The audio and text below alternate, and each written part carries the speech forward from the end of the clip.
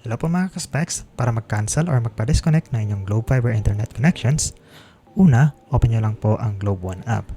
Pagkatapos ay select po ang Help button. Next ay select nyo po ang account na gusto nyo pong ipa-disconnect. Next ay select nyo po ang Make Account Changes. Mag-open po ito ng Messenger app para i-redirect kayo sa Globe Chatbot. Sa chat na ito, wait lang po kayo ng ilang segundo, then enter nyo po ang inyong account number pag nanghihingi na po ang chatbot. Then reply lang po kayo ng yes kung tama po ang account number.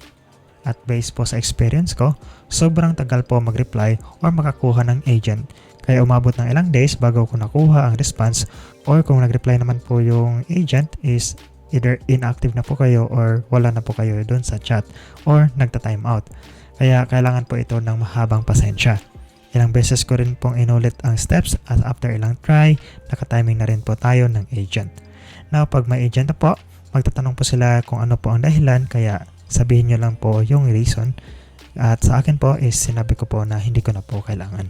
Then after nyan po, magpapakonfirm po sila kung tama po ang account na binigay nyo. Then sa akin po, nag-offer po sila ng other options para hindi po makancel. At nag-decline lang po ako at you can decline din po. At after nyan, may tatawag po sa inyo or mag-i-email. Sa akin po, may natanggap po akong email at nag-reply lang po ako ng yes. Pagkatapos nyan po, magre-reply na po sila ng transaction number para matrack yung request mo.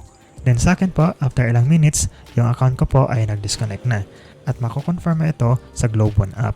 So ganyan lang po mag-request ng cancel or disconnection sa inyong Globe Internet plan. At salamat!